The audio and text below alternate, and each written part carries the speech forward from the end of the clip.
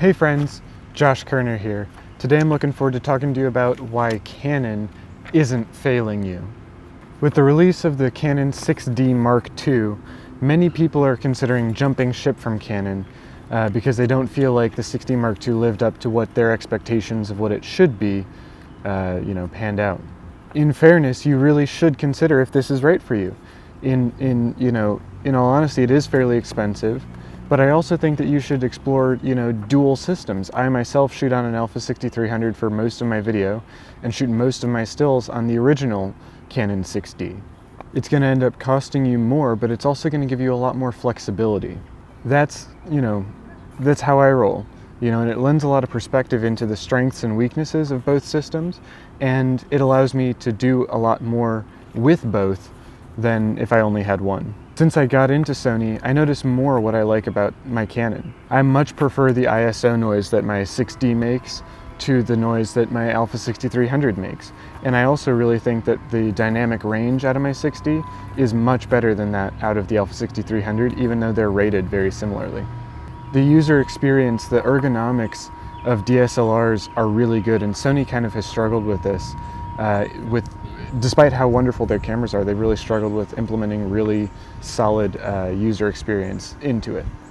DSLRs are also really, really tough. Canon gives you a lot of nuance, between the sensor and the processor, the autofocus, its, typical high performance, its optimal reliability, and its complete usability of their form factor. So why do many people think that Canon isn't giving enough? In comparison, they aren't, right?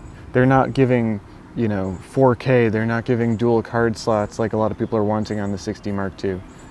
They don't have as wide of an AF field, that 45 autofocus points, those are right in the middle.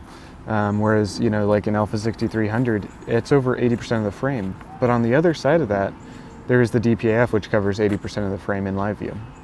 And it's kind of an interesting dilemma because in this day and age, features mean more to more people because more people need them for the work that they want to do and for the hobby that they want to have.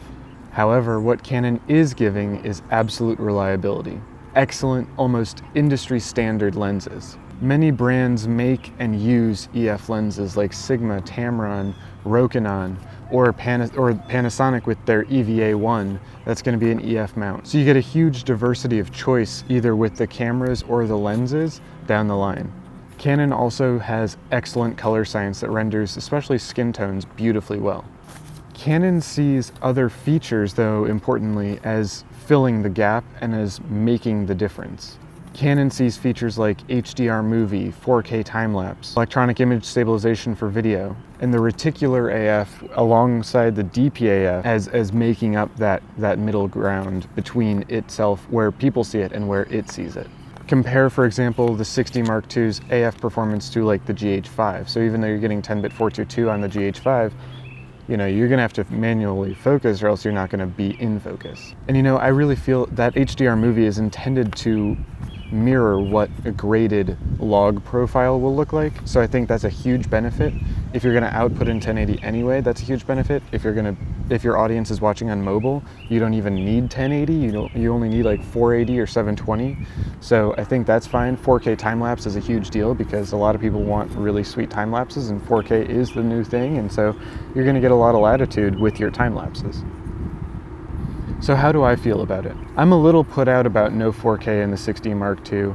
I'm a little put out about the way that they implemented 4K in the 5D Mark IV, but I'm not surprised. On the whole, I'm actually really happy with the video features in both the 5D Mark IV and the 6D Mark II. And perhaps more importantly, I am ecstatic about the stills performance that the 6D Mark II is going to be bringing to the table because of the fact that,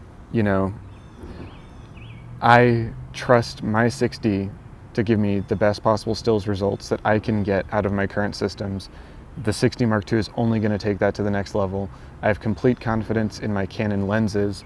I have complete confidence in the color science and in my ability to manipulate those images to make the image that I actually want in post, whereas I don't feel like I can get that the same way out of my 6300. And walking back into those video features for a minute, let me unpack that for a second and say the electronic image stabilization, I wish it were physical, obviously. However, because it is a form of internal stabilization, and many of Canon's lenses use optical stabilization. I think that it's really going to look good, because you're going to have a lot of Canon's lenses have 3, 4, 5 stops of stabilization in them, and so you're going to be able to make very stable videos from the first just by having your lens stabilization turned on, and then by adding electronic image stabilization, it shouldn't actually turn super jello, like, for example, putting warp stabilizer on shaky footage out of a camera that has really bad rolling shutter issues. The 4K time-lapse I'm a really big fan of. I'm really glad that they built time-lapse into their body as opposed to like Sony making you buy it aftermarket. And I'm really a huge fan of the idea of HDR movie, not only because HDR is becoming a really big deal, but also because like that way you don't have to do as much work later on, which is great. But what's happening with all of these video features is they're also increasing, the megabits per second. And so like on my Alpha 6300, I'm shooting in 4K 100 megabits a second. On an 80D, and I'm gonna go ahead and assume on the 6D Mark II, you can shoot 1080p 30 at 90 megabits a second. So your 1080 is actually gonna be much higher quality than the 4K that I'm recording right now because of bits per frames, if you think about it like that. So all in all, I think Canon's, they know the markets that they're trying to attract, and sometimes that's just not us. But I really appreciate the steps that they're taking to bridge that gap, and I think that they're doing that effectively. Thank you very much for your time and for your attention today with me in this video. If you want to check out the gear that I use, check the Amazon affiliate links below. That'll be a couple pennies on the dollar to me if you choose to buy anything in the next short period of time. And also check out my Etsy store, where I have the LUT packs that I use to grade all of my footage that I've made up myself. So yeah, thank you very much, and I'm looking forward to seeing you in the next one.